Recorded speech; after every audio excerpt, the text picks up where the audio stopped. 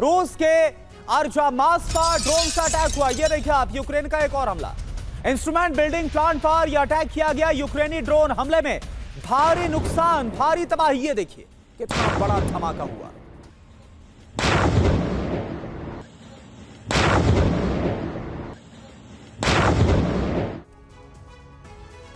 और इस बीच जानकारी यह मिल रही है कि रूस ने बहुत खतरनाक ड्रोन बनाया है और इस ड्रोन की सबसे बड़ी खासियत जानते हैं क्या है? 20 दिन तक यह ड्रोन हवा में रह सकता है। यूक्रेन में भारी तबाही मचाने के लिए रूस की तरफ से यह नया ड्रोन तैयार किया गया है, जिसकी तस्वीरें इस वक्त आपके सामने। और देखिए, डोनाल्ड ट्रंप और व्लादिमीर पुतिन की मुलाकात को लेकर जर्मनी की तरफ से भी बयान आया है।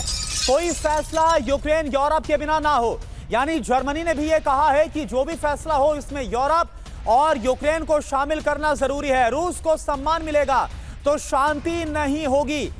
जर्मनी के चांसलर फ्रेडरिक मर्ज की तरफ से कहा गया, यूक्रेन को शामिल करने के लिए ट्रंप से बात करूंगा। यानी प्रेशर अब बढ़ रहा है कि यूक्रेन को होना चाहिए इसमें।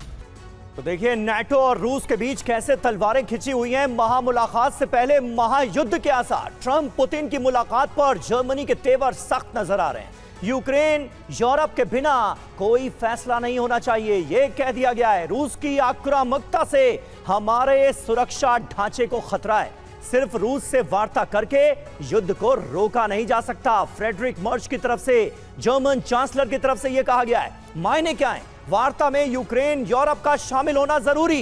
रूस को सम्मान देने से पुतिन और ज्यादा आक्रामक होंगे, ये यूरोप का रुख है।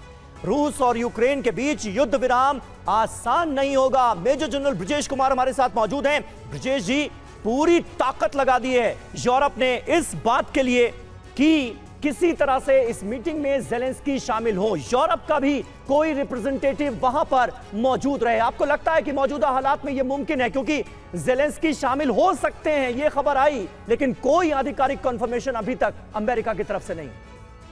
समीर, ये थोड़ा पेचीदा मामला है और इसी करके वॉर भी 3.5 साल के ऊपर से चल रहा है। यह स्वाभाविक है। इस लड़ाई में मेन कलाकार, मेन पार्टी तो यूएस और यूएसएसआर, रशिया ही है, उसमें कोई दो राय नहीं है। अगर थोड़ा मैं हिस्ट्री में ध्यान कराना चाहता हूँ तो अब देखेंगे 1992 से लेकर के जब यूनिपोलर हो चुका था वर्ल्ड, अमेरिका के या नेटो के अंदर ईस्टर्न यूरोपियन कंट्रीज एक से एक करके मिलते चले गए हैं। 2014 में भी जब इलेक्शंस हुआ तो वो वेस्टर्न सपोर्टेड इलेक्शन था, जहां पे वेस्ट सपोर्टेड प्रेसिडेंट कायम हुए और उसी समय क्रीमिया की लड़ाई खत्म हुई और मामला दब गया। उसके बाद में भी ये कहानी चलती रही है और अगर हम ब्रेजिंस्की का स्टेटमेंट देखें तो उनका इरादा ये था कि रशिया को एक सेकेंड रेट या थर्ड रेट नेवल पावर बनाना। और ये करामात किसका रहा है? अमेरिकन डीप स्टेट का। उसका मतलब है उनके पेंटागन, CIA और मिलिट्री इंडस्ट्रियल कॉम्प्लेक्स का, वो अभी भी मौजूद हैं। और इस माहौल के अंदर ये जो बातचीत हो रही है ये बड़ी अच्छी बात है। और आयरॉनिकली बातचीत हो रही है अलास्का में। और अलास्का वो महाद्वीप है जिसको अमेरिका ने रशिया से खरीदा था 1794 के आसपास, मात्र 20 सेंट्स पर किलोमीटर में। और वो जगह चुन के बनाई गई है जहां बातचीत हो रही है। ज़ेलेंस्की का वहां जाना एक अच्छी बात होगी ज़ेलेंस्की के लिए। ज़ेलेंस्की के लिए वहां जाना अच्छी बात होगी यूरोपियंस के लिए, क्योंकि उनका इंटरेस्ट लगता है सिक्योर होगा। मगर वो होगा कि नहीं और कितना बिल्कुल। और सर, बड़ा मुश्किल है। तो यही बना हुआ ब्रजेश सर, क्योंकि यूरोप ये मांग कर रहा है। ज़ेलेंस्की खुद ये बोल चुके हैं कि उसके बिना कोई बातचीत हो नहीं सकती और जो शर्तें हैं वो तभी पूरी होंगी जब वो यूक्रेन को भी मान्य होगी।